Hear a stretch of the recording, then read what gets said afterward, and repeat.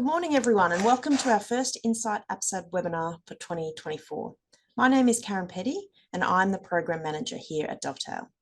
Before we begin, I would like to acknowledge the traditional owners of the lands upon which we're all meeting today, across Queensland and around Australia, if you are joining us from interstate.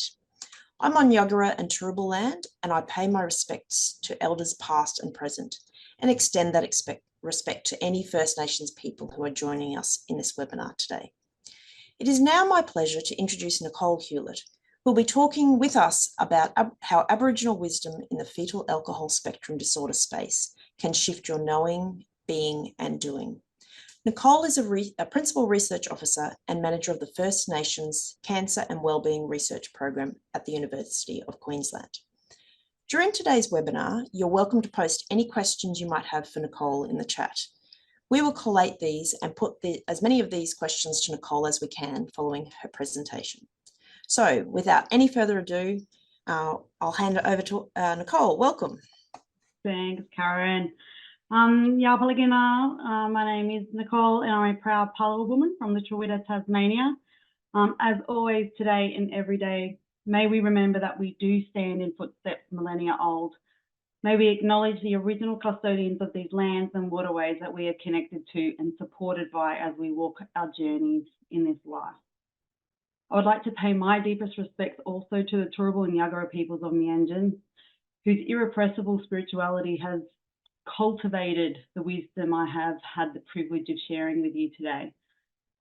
We invite and honour the presence of the ancestors to this time and place so that each and every one of you have the opportunity to experience a shift in your spirit in some small but profound way. I would also like to extend my respect to our First Nations brothers and sisters here listening today or in the future, and acknowledge that each of you are children of leaders of peoples who fought back and resisted the violent invasion of our land. You are proof that our ancestors were successful in saving our people and our culture. And while, of course, there is still much pain that is faced today, our First Nations peoples and our non-Indigenous brothers and sisters continue to come together to right the injustices and find a pathway to heal together through the incredible strength that is Australia's culture, kinship and country, something that we can all celebrate in. And this is what the spirit of the FASD Indigenous Framework is about. It's drawing on the strengths of both Aboriginal and Western knowledges and walking alongside each other for the benefit of all people living with FASD or any different ability. And it is my hope that because what I talk about today is grounded in many essential truths of human nature itself, that each of you will find something that resonates with you both professionally and personally. So this is the FASD Indigenous Framework, but before I get into the framework, I'm just going to highlight two really important considerations in the space of FASD. So I'm sure you're all aware that fetal alcohol spectrum disorder, or FASD, is a diagnostic term that we use to describe those lifelong impacts on the brain and the body that individuals can experience following prenatal alcohol exposure. So the first consideration I want to highlight is that those lifelong impacts on the body are almost always overlooked when we talk about the risks of alcohol use in pregnancy. But as you can see here by this image, alcohol is not just being absorbed by the brain, but it is also passing into and saturating the cells of the entire developing body.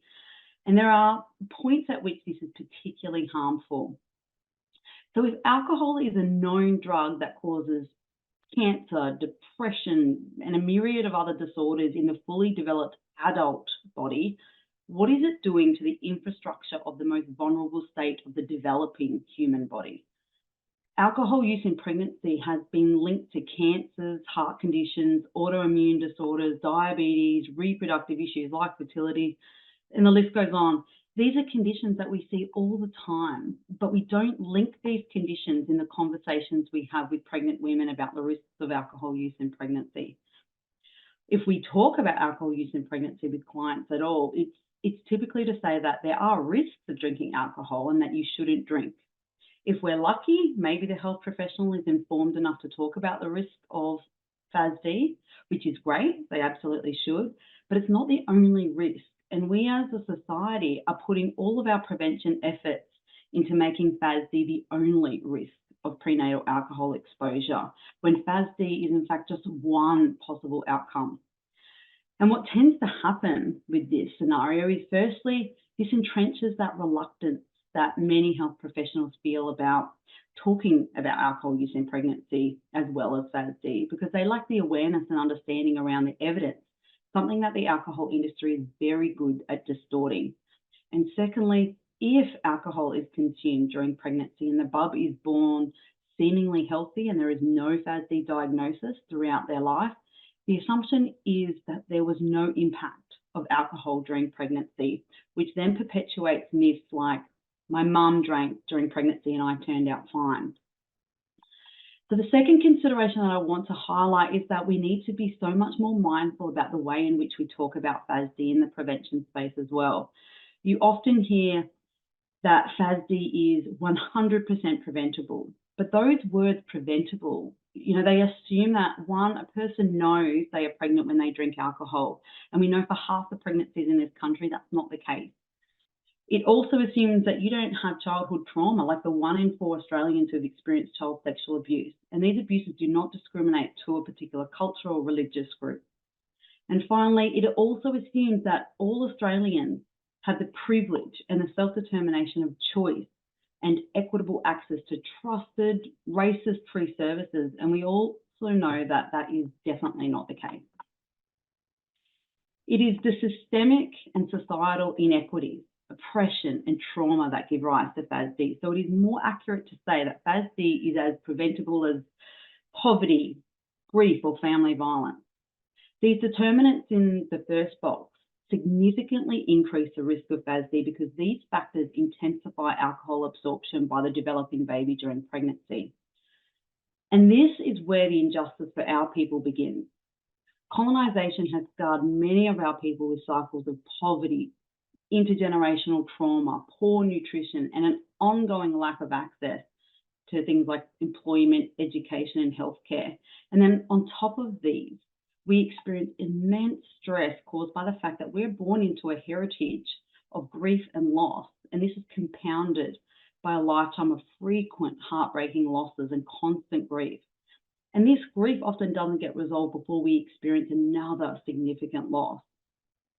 And while we are enduring this constant unhealed grief, many of our people simultaneously experience systemic and daily doses of racism, which has a double-edged sword of carrying a very common attitude in Australia, reinforced consistently by the media, which blames our people for where we are today and boldly communicates that the unspeakable pain we carry is our own fault and we should learn to just get over it. Now, the worst part is these messages are just so relentless that we begin to believe them. That is just the surface of what it is like to be Aboriginal in Australia today. And to survive, what do?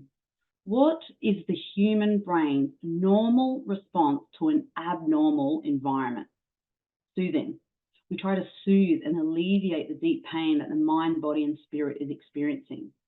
And the brain will heal and go towards anything that it has learnt that achieves this.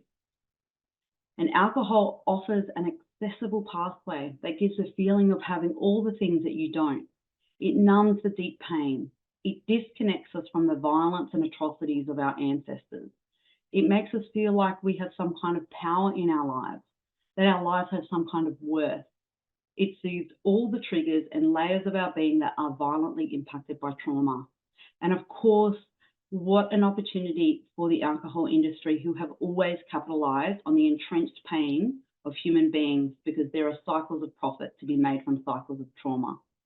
And so we witness these cycles not only perpetuated, but exacerbated. And the outcomes of unsupported and unrecognised FASD in non-Indigenous communities often looks like misdiagnosis of things including ADHD or autism. But for our people who have all of those inequities and injustices stacked up against us, if we go undiagnosed or unrecognised with FASD, we are more likely to have escalated pathways to the worst possible outcomes. An Aboriginal person with FASD is significantly more likely to grow up in child protection when more trauma occurs, be homeless, commit suicide, have a substance dependency, or end up incarcerated. And I'm sure I don't need to bring up the statistics to highlight this. But I do need to highlight that FASD is by no means an Aboriginal issue. It is just that it is better disguised in non-Indigenous populations who often, but not always, have increased access to resources and support. FASD should not be a prison sentence or worse, a death sentence, but that is what happens when humans fear something. We exclude it, we demonize it, we criminalize it, we make it feel worthless and unwelcome in society. And no one should be punished for being born with a disability or trauma. That is what happens, but that is what happens every single day for those living with FASD and trauma. When the absolute truth is that every individual with FASD is unique and they have so many strengths and positive characteristics, talents and abilities that can contribute to society in such a profound and meaningful way. They must have access to FASD knowledge, assessments, diagnosis, and appropriate supports to do so. But how do we create this access when the world is just beginning the journey of assessing and diagnosing FASD, and there is such a lack of knowledge around what FASD is across all societies globally? In Australia, we published our first guide to diagnosing FASD in 2016, and in 2020, the Commonwealth Department of Health funded a collaboration of 13 organisations led by Dr. Natasha Reid at the University of Queensland to review, update and disseminate these guidelines for the assessment and diagnosis of FASD. Now, during this review process, it became very apparent that the FASD diagnostic story really lacked Aboriginal and Torres Strait Islander voices. Now, Tash's automatic reflex was to privilege, prioritise and amplify First Nations voices to ensure that the mainstream guideline embedded our ways of knowing, being and doing. And in the interest of time, I won't have a big love on Tash session, but I will just say that Tash actively embodies everything that I talk about in the framework and today. And when you do something revolutionary like Tash did, you get something revolutionary. And that is, for us, Australia's first FASD Indigenous Framework. And to our knowledge, it's the first of its kind in not only Australia, but the world. And what is the FASD Indigenous Framework? It is a solutions-focused, action-oriented resource that was developed to create equitable access to healing-informed, strength-based and culturally responsive FASD knowledge, assessment, diagnosis and support among Aboriginal and Torres Strait Islander people. To achieve this, the framework unpacks what non-Indigenous clinicians need to know, be and do in order to deliver culturally responsive, healing-informed and strength-based FASD resources to Aboriginal peoples. But of course, we as a community also need to make shifts at a local grassroots level. So the framework also highlights what our people need to know, be and do in order to access those FASD resources. Now, I might be the one talking about this framework with all the pretty pictures, but it's so important that I emphasise that this is not my knowledge, nor is it new knowledge. Like many Indigenous peoples around the world, this knowledge has always been held in the minds and the hearts of Aboriginal peoples. It's just that it is rarely asked for, let alone been listened to or captured in this way. These are the incredible knowledge holders that developed the current FASD Indigenous Framework. And I want to draw your attention to the fact that there is no Torres Strait Islander voice among these names because we weren't able to find anyone to speak in this area. So in the spirit of that transparency, you will only hear me say Aboriginal because these were the only perspectives we captured in the current framework. And on that note, while all of these incredible Aboriginal peoples hold a profound lot of knowledge, it's not all the knowledge because we don't represent every Aboriginal community, let alone person. So this framework is not a magic bullet to create world peace. It is a starting point. It is everything we as knowledge holders in the field at this moment in time know on potential steps that you could take to bring access and healing to those impacted by FASD. So on the left, we have the non-Indigenous side, and on the right, we have the Aboriginal side. So we'll start on the left So briefly, what do clinicians need to know, be, and do to deliver culturally responsive, healing-informed and strength-based FASD knowledge and services? In terms of knowing, we cannot start anywhere but at the truth of how we got here today. You cannot hope to connect with our people in a genuinely safe and truly respectful way unless you are coming from a place of truth. And that truth is contingent on you having a critical knowledge and understanding of Australia's Black history and the profound legacies of trauma, shame, guilt that has coupled with the weapons that we've used to try and eliminate Aboriginal culture. Many weapons of which are still prolific today in the narrative, silencing, language denial, systems, and of course the racism which underpins it all. And these play out in the deep distrust our people have in the systems that govern this country, a distrust which is validated almost daily for our people. In the context of FASD, we learn from a very early age not to share our business or disclose things or seek help, because if we do, we have learned that our children get removed. In the context of FASD, often our people experience even less power. So we don't go to the school teachers to ask for help when our kids are struggling at school, because what happens? Our children are removed. We don't go to the police if there is violence in the home, because what happens?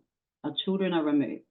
And we don't disclose alcohol use or anything else to health professionals, because what happens? Our children are removed. You can fill all the midwives, teachers and police positions with as many Aboriginal people as you like, but it does not change the fact that our people know that these positions are mandatory reporters regardless of whether you are Black or not. As this sister put so perfectly, we don't feel like we're going and asking for help. We are going and asking for punishment. Why would we do that? The stolen generation continues for many of our people. It's just rebranded as child protection now, which is completely ironic because the justification for the systemic removal of our kids by law up until the 1970s was, and I quote, to protect the Aboriginal children. And we know it did anything but. And I emphasize this because from an Aboriginal perspective, the colonial system has been a predator of Aboriginal people since it invaded and violently imposed itself. We have studied this predator that lives on country and poses a threat to our survival. And like we have done so for thousands of years, we have passed this knowledge down and around to keep our people safe. For us, this knowledge and the deep distrust we carry and share with each other has been a critical part of our survival to keep our culture alive and our people safe, to keep our children safe.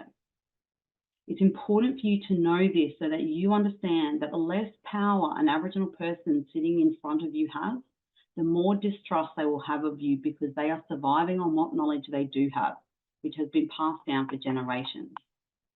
As another sis said, that's where it comes down to. And this is where a lot of women don't open up because they're worried that if they do open up and if they do say something, that it's going to jeopardize them and they will lose their children. And how does this distrust that has been cultivated over the past 230 odd years play out in societal attitudes? Again, Aboriginal people are the problem. It's our fault that we aren't accessing services. We are typically blamed and shamed for not wanting to help ourselves. We are no-hopers, criminals, drunks, you name it, there's no shortage of stereotypes of Aboriginal people, all of which stem from colonisation and the colonial system's inability to bring itself to account. And the last point I want to emphasise here is that we often talk about intergenerational trauma as a result of colonisation, but rarely do we talk about the shame and guilt that coupled with this trauma. Shame to be Aboriginal, which history and all of the genocidal policies and massacres have consistently instilled, is a shameful thing. It plays out in our feelings of being too shamed to talk about certain things or too shamed to ask for help when we're struggling. And why? Because many of us have internalised this shame and colonisation. So we are too shamed because we are not worth that help or support. We are to blame. So we are guilty of bringing all of this on ourselves. There's that guilt, and there's also the guilt that comes with having fair skin and the privileges that come with that.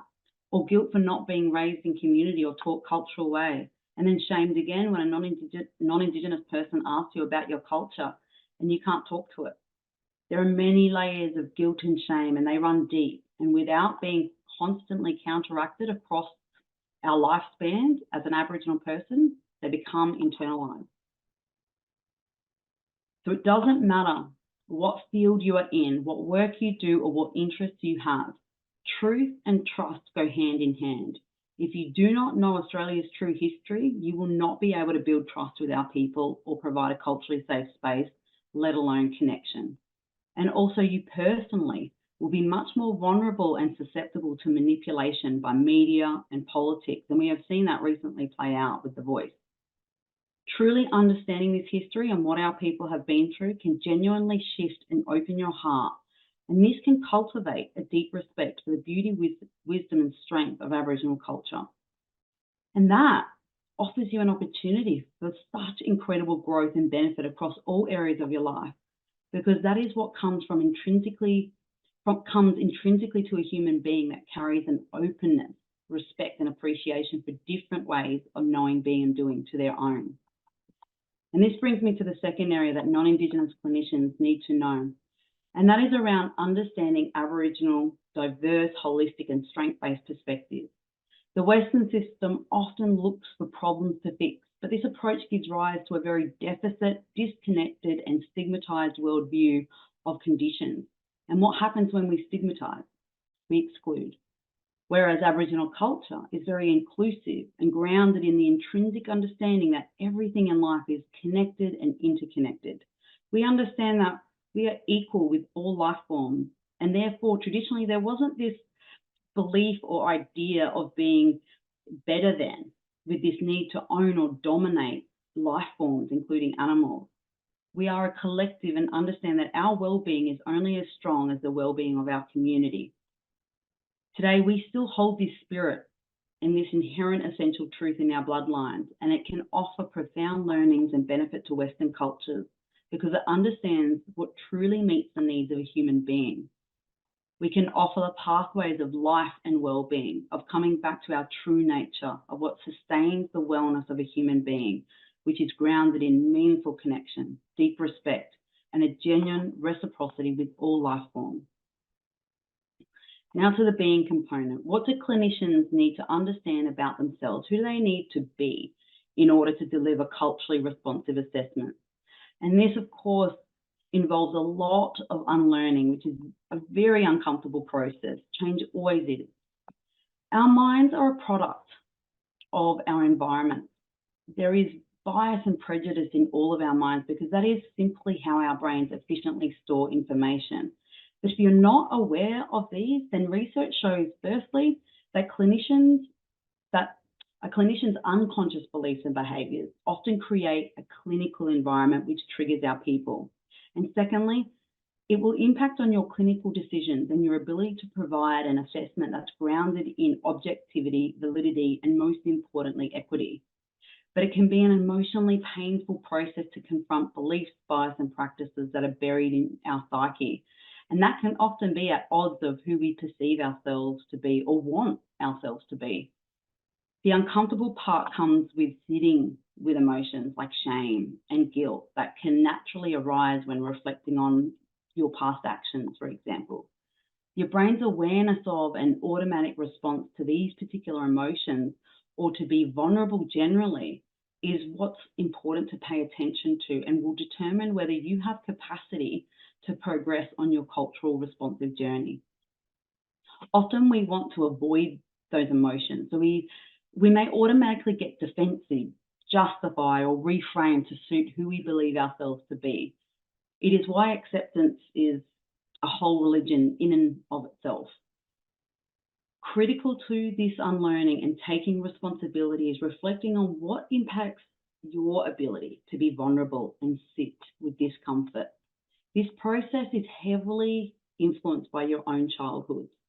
As Dr. Gabor Mate speaks to, modern day societies have normalized, if not celebrated, trauma. The acceptable practices of 20 to 30 odd years ago would often see children's needs of things like feeling safe, completely neglected under the belief that this was a resilience building exercise or a form of discipline. So if you were ever, hit, spanked as a child, which most Australians were, even that seemingly small but totally normalised violence as a child inflicted on you by someone that you loved and trusted can dramatically impact on your ability to unlearn or be vulnerable enough to be okay to make things like mistakes, a totally human thing to do. But the system trains you to not make mistakes, doesn't it? To be an expert, to have all the answers, never cross professional boundaries and offer personal information. These are the kinds of things we need, though, to unlearn, because these things at best disconnect you from Aboriginal people and at worst trigger our people. We need you to unlearn the Western dynamic of clinician versus client, which is more similar to that paternalistic parent-child relationship and removes the power and voice of the person sitting in front of you. We do not expect you to have all the answers. In fact, by trying to tell us about our lives is an act of power and control bred by your privilege. And I could obviously go on with this being component because it's easily the hardest part of the whole framework on both sides, perhaps because it's about that inward journey, not the outward one. And it's a component that I feel is typically neglected or done really poorly in all spaces, which is why I believe we still have the levels of inequity across the social determinants of health in Australia. So moving on to our doing. I should highlight that this is not a linear journey. You are going through these knowing, being and doings in a cyclical process and building your layers of cultural responsiveness. So once you have developed one of your layers of knowing and being, you are now better prepared for the doing. You are more likely to hold a space of safety and respect with our people, and you will also have a deep understanding of why things like building trust is so important and should be at the heart of any engagement with Aboriginal people. Remember, like I said before, most of us, we don't just anticipate negative experiences, we have learnt to expect them. So not even the shiniest of resources or the comfiest of offices with the deadliest artwork and the nicest personality will matter if you do not have building a relationship of trust as your main goal. Which is why trust is at the centre here with the practices attached to it. Each of these practices will cumulatively add to building trust, but we recognise, obviously and realistically, clinicians won't be able to incorporate all of these practices all at once. So all of this doing is about what practices can you embed to make the most difference with the time and the resources that you do have. So where should we begin? Here at the yarn. The rest of advice on creating a culturally safe dialogue is really contingent on this essential truth. The ability for non-Indigenous peoples to have a two-way, equal and genuine exchange with respect and an openness to deep listening and learning. In this work, it is the #1 piece of advice to non-Indigenous clinicians from our people. Yarning is a way of engaging in healing-informed communication, and I'm really quite passionate about this point in particular. It is not enough to be trauma-informed and simply not trigger our people. We need to raise the bar. True reconciliation and reciprocity sits in the spirit of healing. And many of you are, in fact, healers. You might call yourselves social workers, doctors, psychologists, researchers, whatever. But underneath those titles, you have dedicated your role or purpose to healing something. And there is an opportunity every time you engage with our people to bring a layer of healing through your practice. And that includes somehow acknowledging history in your conversation with our people. Our work consistently showed that this was critical to building trust with Aboriginal people. But it needs to be genuine, not a tick a box on a trust checklist. Showing respect is critical in healing-informed communication, and that means using plain language and visual resources. It's important here that I remind everyone that English was introduced to this country. Our languages are often a reflection of country because country owns us, which is why there are so many dialects. She is at the heart of our culture and all things radiate from her at the centre. And the land, she doesn't talk in letters, which is why you've never seen us record things in anything but pictures, songs, weaves, etc. So when you use visuals and speak plainly, you show respect for our cultural ways of knowing, being and doing. Also, very importantly, if you use medical jargon with our people, you run the risk of triggering that intergenerational shame. Shame for not being educated or smart enough to understand you. And that is very belittling and highlights very clearly to the person sitting in front of you who has the power and control and who doesn't. Now, the essence of a yarn is listening and exchange, which requires the DD, still awareness and deep listening, that was given to all of us from Auntie Miriam Rose. This involves each side being willing to give information and show genuine interest and connection. More often than not, you'll need to be the one that leads with giving information, and that information needs to be genuine and personal. It needs to be your story, not your professional one, your vulnerable one, your honest one. You might think, oh, they don't want to hear about me. They're not here for that. But that's Western thinking that you need to unlearn. Aboriginal people need to hear about who you are. Otherwise, you give us no life to connect to, no common ground to facilitate that connection, which Aboriginal people, we reflexively do without even thinking. If you share your story, you invite us to feel safe enough to share ours. And if we do share our story with you, that is your first marker that you are providing a culturally safe space. Another component in building trust is having family-centered sessions where appropriate. Our wellbeing and safety is often intrinsically tied to our family, and family will look different and be defined differently for each of us. But this is where our belonging and connection, our holistic health, our culture and kinship are all interwoven. And it can be the most dynamic support resources for those living with FASD if drawn upon effectively. And having yarns in a way that sees the family or person sitting in front of you making informed decisions. So how can you give power, purpose and control to the person or the family you are yarning with? We suggest applying this brilliant shared decision-making model called Finding Your Way that shows how to have a holistic two-way yarn where Aboriginal people and their healthcare professionals make decisions together. And those decisions made as a team provide a strength-based foundation that builds the capacity of the family to live well with FASD. Everything that we have learned in our knowing, being and doing really embodies taking this strength-based approach. We take all of that holistic information gathered during the yarn around what makes a person or family's well-being, and we use that to inform strength-based strategies that enhance the social, cultural, emotional and spiritual well-being of the person and family living with FASD. And the reciprocity of this recognition and support given to someone with FASD is a meaningful contribution that they will give back to society, whether that be through the arts, sport, advocacy, you name it, as opposed to the alternative, which is where we typically find ourselves today in our incarceration, addiction, suicide and homeless rates. This is really about building hope and worth, something that many people living with unrecognised and unsupported FASD often lack, which is especially so if you are Aboriginal as well. And this hope and worth can be profoundly built when you advocate for people, particularly for our people. This is about using your power and privilege to make any small change that you can. Even the smallest of advocacy can have the most powerful healing ripples. And I've heard countless stories where it just took one person in an Aboriginal person's life to simply care, to show that their life is worth something. And this has literally changed the trajectory of their lives from death to being alive and free. So that is the non-Indigenous side. But what about our people?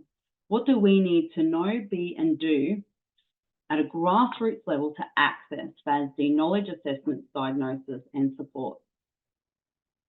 So in terms of knowing, we must start at the need to unveil FASD in the community. There is generally a lack of FASD knowledge across all societies, but for Indigenous populations across the world, we experience additional and numerous barriers to accessing that knowledge. So how do we unveil FASD in a way that is healing informed, strength-based, and respects our ways of knowing, being, and doing at a local level?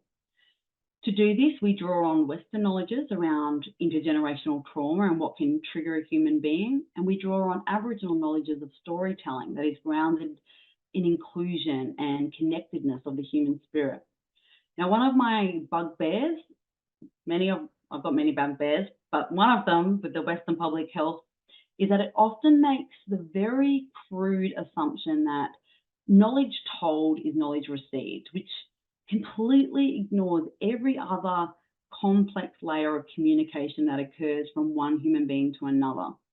This is where the West can also learn from Aboriginal ways of knowing, being, and doing, because we intuitively communicate holistically and inclusively. So we often look deeper and have a much bigger interconnected understanding of things like knowledge translation, because it's an ancient and ongoing practice for us. Let me highlight an example of why the Western way of knowledge translation often fails to people outside of that white, educated middle class. As I said earlier, many of our people are expecting something negative when they are in front of a GP or another health professional. So we are already on guard with our body and our brain in a state of threat, ready for danger. And what happens when our bodies do that? Things like the stress hormone cortisol is flooding our nervous system and completely undermining any information that is being shared in that moment.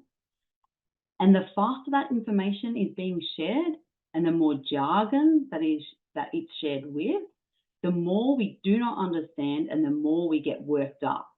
Now, when this happens, we have learned that the quickest way out of this situation is by nodding, agreeing, and taking whatever the health professional hands you, including pamphlets.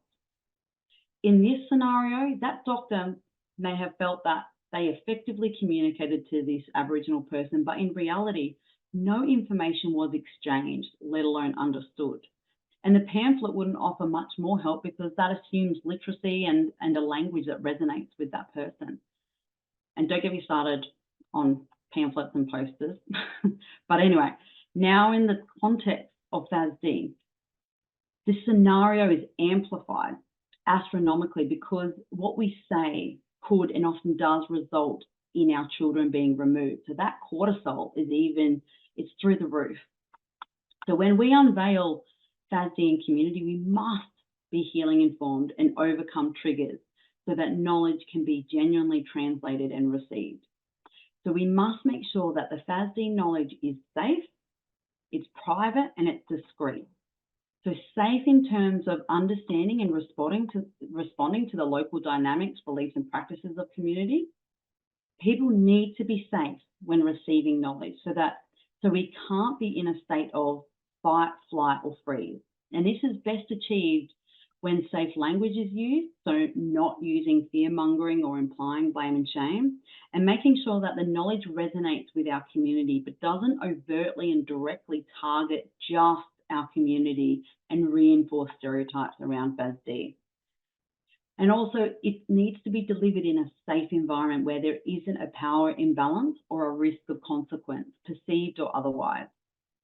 In terms of the physical environment, let me just say one thing about pamphlets. We need to move away from pamphlets as a form of knowledge translation in the FASD space. It doesn't matter whether you are pink, purple, white, black, wherever there is unrecognised and therefore unsupported FASD, there is often domestic violence. And those pamphlets, if brought home, can trigger violence in the home and further harm to that family. And you can imagine how that will impact on future health-seeking behaviour for the person that may be or may have been trying to get help. Secondly, the knowledge needs to be delivered in a way that respects the privacy of the person receiving it. Leading with a healing-informed approach means enabling people to be exposed to a message and having the choice to take it or leave it in private. So again, there are not perceived consequences. For a million reasons, someone may not be ready or have capacity to receive knowledge or messages around FASD. So it is important to provide FASD knowledge in ways where an Aboriginal person has a sense of agency and choice. And finally, the knowledge needs to be discreet. The Western models of health promotion often impose messages, typically in a really confronting way, which uses fear as a motivator. Now, this may be good for some areas of public health, but when working with a community that has a history of being subjugated by terror and violence, it is incredibly harmful. And when you add an area like FASD to the equation, something that was born out of that subjugation, trauma and fear, then we enter the very dangerous space of recolonizing. So we need to make sure that we deliver messages and knowledge discreetly and ensure that a person feels that they won't be seen to be seeing a message. This is why so many messages are on the back of Aboriginal shirts in community. If it's on the front, the person wearing the shirt may see you read it, and that will trigger your shame. Now, while developing our knowing is important to increasing our awareness, it's just not enough to be aware or to just know something. If a community does not have supports or resources or pathways to use that knowing in some way, then unfailing FASD can breed harm and more helplessness. So you would unveil FASD in a community only with paths that have pathways in place for where they can go to next for help or support, or advocacy, mobilization, something that will support that community to advocate for themselves and mobilize to get access to things like FASD assessment. And we also need to focus on our beings, and this is about drawing on our many cultural strengths like humour to build our internal skills and our power and control. Knowledge is the first step, including knowing where to go for help, but knowledge can give our people power when we know our rights, especially when it comes to things like child safety. Knowing our rights leads to confidence, and confidence leads to access. And we build our control when we understand ourselves better and learn how to strengthen our internal skills and resources to reframe our narratives. Now, our mob obviously know that history happened, but that is it's a very different knowing to how it continues to impact us personally, as a family, or as a community.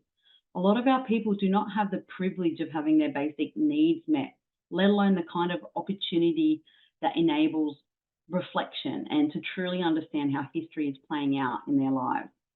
And if there's no awareness, there can be no change. There can be no compassion for ourselves to undermine that trauma, guilt, and shame, which we might soothe or distract ourselves from using the various coping strategies that we have learned. So this being is really about untangling internalized colonization and building compassion for ourselves. We have the right and are worthy of getting help and support. We have the right and are worthy of being respected and treated as human beings, no matter what. And we are not less than. And finally, once FASD has been unveiled and the narratives reframed, Aboriginal communities will be better equipped to identify and advocate for and build strength-based pathways to FASD knowledge, services, assessments and supports that meaningfully resonate with the local community. In fact, this entire community side is all about building the capacity of the community to draw on the balance of local cultural knowledge and Western knowledge to form a new knowledge, new solutions, and their own localized pathways to bring healing. And I honestly don't believe Australia can address anything, FASD, suicide, or any of those close the gap targets, if we do not lead with this healing-centered approach. So that is a super brief version of Australia's FASD Indigenous Framework, and I really hope that you got something out of that. If you want to know more, and you're a giant nerd, which I'm going to just assume is most of you today, we have done a paper up. And if you just Google that paper, it will come up, and that goes into more details of how this framework was developed. And we're also translating this work into community as we speak, and there'll be more papers on what do those concepts look like in a translated practice in a community control organisation, as well as the community that access that organisation. And we also have a toolkit for clinicians that goes through, well, how do these concepts apply to you? And that is out for public consultation at the moment with the FASD assessment guidelines. So hopefully that covers everything. Naranina too, and if anyone has any questions, please come at me. Thank you, Nicole, for that amazing overview of your the international, framework, the Australian FASD Indigenous Framework. We have had some questions. Probably the first question, I know you mentioned, or you put some information about the link to your report or to your article. There was some questions though asking about how to access the actual FASD Indigenous Framework and if it's available online. So at the moment, it's out for public consultation alongside the assessment and diagnosis for FASD guidelines.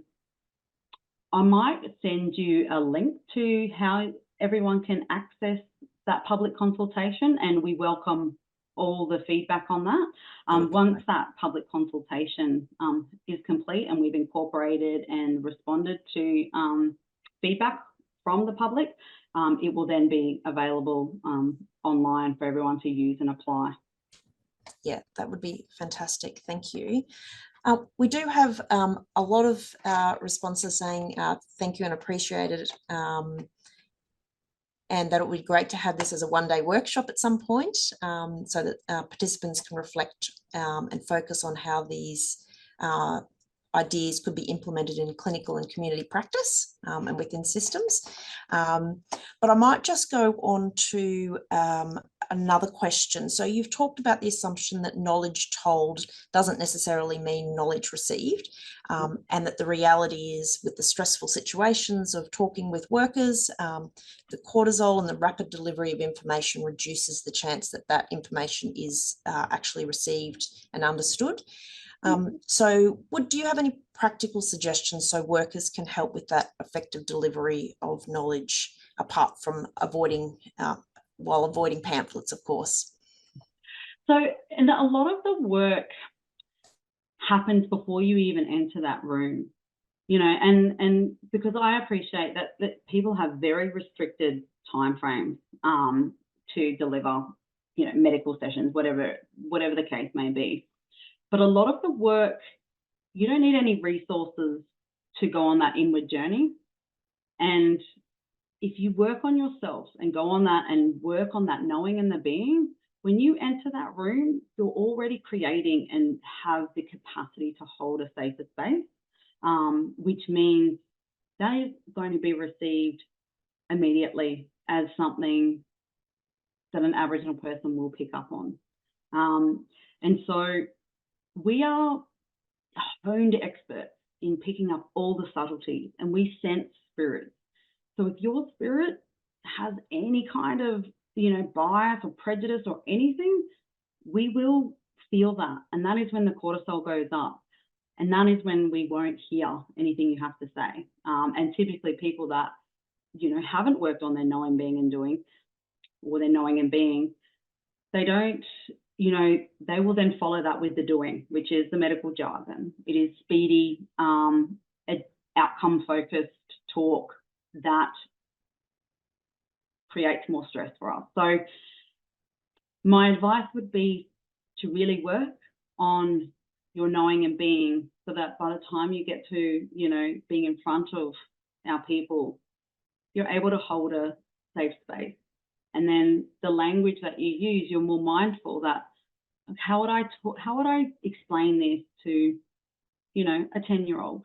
How would I talk about these things in a way that is compassionate, you know, and respects this person's journey? Those things will come organically once you've gone on that internal journey. So it's not so much about what can you do, it's about who can you be.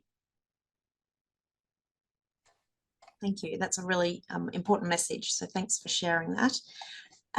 Just a reminder for everyone, we've got a little bit of time. So if anyone would like to put any other questions in the chat, please do that. I do actually have a bit of a question, Nicole. So in your framework, you talked about clinicians needing to unlearn. And one of your examples that I've actually read about before was related to Western assessment tools and them not always being relevant and appropriate for Aboriginal children, particularly, say, for example, in remote areas. So the example that I read was around assessing fine motor skills, and a lot of the tools around that might be around a paper and pencil activity. And obviously not all children, Aboriginal children, would necessarily use pencils and paper on a regular basis. So the example that you gave in the report was actually around tying fishing lines as a more appropriate activity that might be more useful for assessment. I'm just wondering if you could expand or give any other suggestions or ideas around, you know, that unlearning and looking at assessment tools. If you look at that shared decision-making framework, it really, it gives the family or the person a lot more control and understanding their environment around what does their life look like. It provides a much more holistic, you know, standpoint in which you can then understand, well, how will I measure this person in front of me, this family in front of me accurately? And this is where sometimes family can be quite useful, because they can sort of say, oh, what are their passions? What do they do? What do they love doing? And then you use those passions, and this is part of that strengths-based approach, right? You use those passions as a way to measure things, because obviously these are things that they are very practiced in doing, they love doing, and then it doesn't create, again, this sense of failure and shame and work them up. Because if someone hasn't ever picked up a pen and paper before, and then you provide that, you can imagine what kind of pressure that puts on, and how, you know, the sorts of behaviours that will come up, even if you didn't have any sort of brain-based condition, because you're asking someone to do something completely novel. They're going to be supervised and watched while they do that, and they've never done it before. So it's very intimidating across all levels, even for anyone to do that, but especially so for our people with that history. So I would, in terms of being practiced, I would look to what are the strengths, what are the passions to do these assessments. That's not always easy, and even with the assessment language, a lot of people, you know, will say things like, do you feel anxiety? That's not very well understood, you know, concepts often by our people. Like it's starting, the mental health language is starting to shift with our younger generations, but you know, most of us talk about like big worries. We don't talk about anxiety. So we're measuring things without sort of validity in our community, and it's painting a picture that isn't actually true, because it's not how we think. We don't think about things as, you know, tiny little words. We think about them as holistic things. Like, what is affecting? Well, big worries, that affects everything. It affects my mind, my body, my spirit.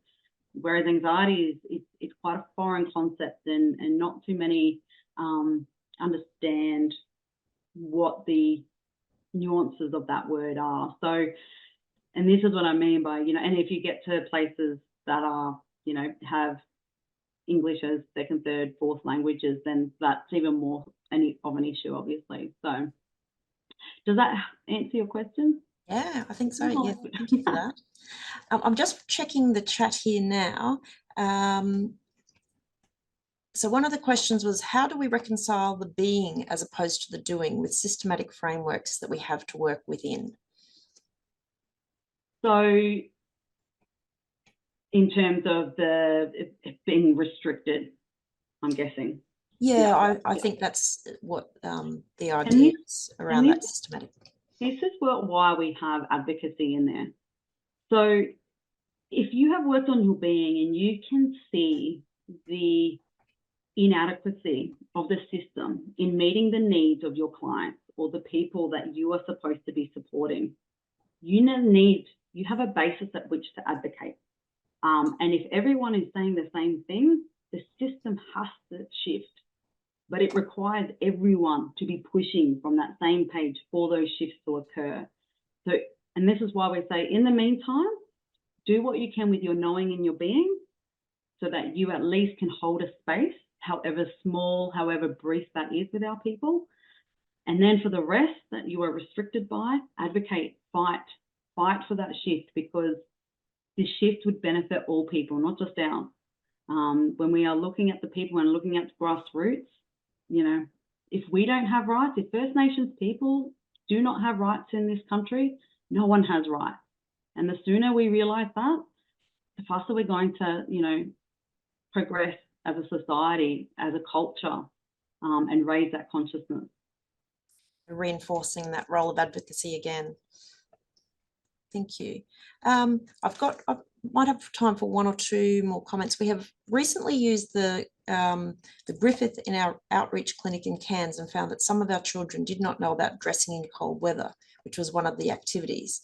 Luckily, this was easily adapted, but it highlights the biases in the assessment tools. Yeah. And it's awesome that you saw the need to adapt it.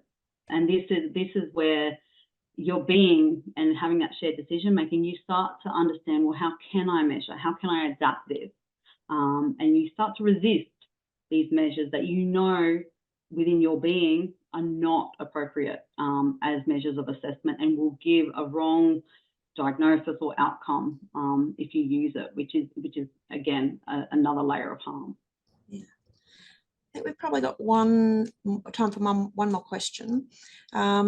I understand this is a model for FASD. However, it appears to be a model that would be applicable across a wider spectrum of healing services. Yeah. I'm working in the alcohol and other drug sector, partnering with non-AOD specialists and in intersecting services like ARCHOs. Could you see this model being adapted to an AOD healing model? Absolutely. And that's what I meant when I said, you know, while I talk about FASD, you know, our people, we don't look at siloed things. The information that was shared by our people that we are giving is for every area, and that's why it's, you know, it's translatable to everything. And it's my personal hope, while it was funded for the FASD space, it is my hope that it goes everywhere, and people adapt it, build on it, make it appropriate for the local community or services that they're working in. Thanks, Nicole. We've probably run out of time for questions. So a huge thank you to you for your inspiring presentation, how you've explored the determinants around FASD risk, sharing your research and knowledge of yourself and other Aboriginal knowledge holders into how us non-Aboriginal people can shift our ways of knowing, being and doing to better respond to fetal alcohol spectrum disorder and a whole range of other social and health issues, and including recognising the importance of showing respect through truth-telling and yarning. So a massive thank you to you for sharing that wisdom, and also to thank everyone who has joined online, both in Queensland and across the country. A very quick reminder about next week, we have a webinar on Wednesday the 20th of March. Dr. Rachel Sutherland and Associate Professor Carolyn Salem will be presenting on Drug Trends 2023, Insights, Trends, Markets and Harms from a long-standing national study on illicit substances. So a final thank you to everyone who's joined us today, and have a great Wednesday. Thank you.